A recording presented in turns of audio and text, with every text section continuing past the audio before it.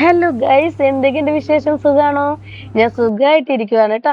അപ്പൊ ഇന്ന് മുറ്റത്തോട്ട് ഇറങ്ങിയത് ഞാനും അച്ഛനും പൊന്നാപ്പിയും കൂടിയാണ്. ഓരോ പണിയാണല്ലോ മുറ്റത്ത് ഇറങ്ങി കഴിഞ്ഞാല്.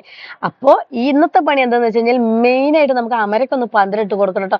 ഞാൻ ചെന്നൈയിൽ നിന്ന് വരാൻ വേണ്ടി കാത്തുക്കുവാണ് അച്ഛൻ ഈ പണി തരാൻ വേണ്ടിയിട്ട്. അങ്ങനെ നമ്മൾ മുറ്റത്തോട്ട് ഇറങ്ങിയപ്പോൾ കുറച്ച് പൊന്നാങ്ങനെ ചീര നന്നായിട്ട് തളിർത്ത് തന്നെ കിടക്കുന്നുണ്ട്. കഴിഞ്ഞ ദിവസം കുറച്ചെടുത്ത് നമ്മൾ തോരൻ വെച്ചിട്ടുണ്ടായിരുന്നു. ബാക്കി കൂടെ പറിച്ചെടുക്കാൻ വേണ്ടി അച്ഛൻ പറഞ്ഞ് പൊന്നാപ്പിനെ കൊണ്ട് ഒരു ഉപകാരം ഇല്ലെങ്കിൽ നന്നായിട്ട് തന്നെ ഉപദ്രവിക്കുന്നു കേട്ടോ. അവളെ കയ്യിലുള്ള ആ കോല് വെച്ചിട്ട് കുത്തിയോണ്ട് നിക്കുവാ. ചുമ്മാ പുറത്തോട്ട് അടിച്ചോണ്ട് നിക്കുവാണ്. അങ്ങനെ നമ്മൾ അത്യാവശ്യം നല്ല ഇലകളൊക്കെ നോക്കി പറിച്ചെടുത്തിട്ടുണ്ട്. ഇനി ഇത് നന്നായിട്ട് മഞ്ഞപ്പൊടി വെള്ളത്തിലിട്ട് വെച്ചതിന് ശേഷം നമുക്ക് തോരൻ വെക്കാൻ നേരത്ത് ജസ്റ്റ് ഒന്ന് അരിഞ്ഞെടുക്കുക, തോരൻ വെക്കുക. മുരിങ്ങയുടെ ഇലയും ചീരയുടെ ഇലയൊക്കെ വെക്കൂല, അതുപോലെ തന്നെ കേട്ടോ.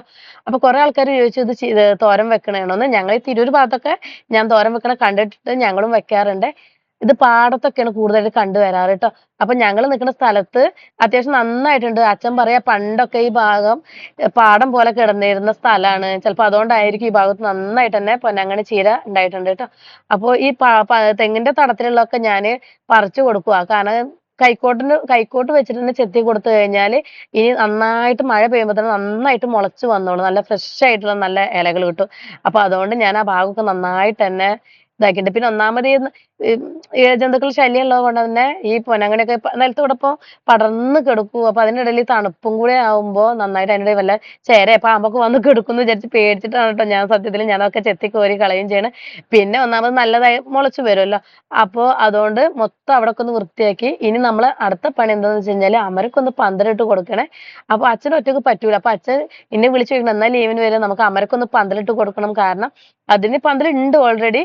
പക്ഷെ എന്നാ പോലും അത് താങ്ങാൻ പറ്റില്ല. ആ പന്തല് താങ്ങാൻ പറ്റില്ല. അത്രയും വള്ളിയായ കാരണം താങ്ങാൻ പറ്റില്ല. അപ്പൊ പന്തലൊന്ന് വലുതാക്കി ഇട്ട് കൊടുക്കാൻ വേണ്ടിയിട്ടാണ്.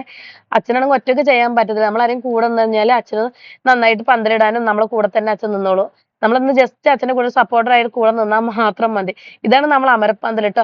പക്ഷെ എന്താന്ന് അറിയില്ല, നിങ്ങൾക്ക് അറിയുന്നുണ്ടെങ്കിൽ പറയണം. നമ്മൾ നന്നായിട്ട് അമരപ്പന്തല് നന്നായിട്ട് തളിർത്ത് വന്നിട്ടുണ്ട് ട്ടോ. ഇഷ്ടം പോലെ വള്ളി വന്നിട്ടുണ്ട്.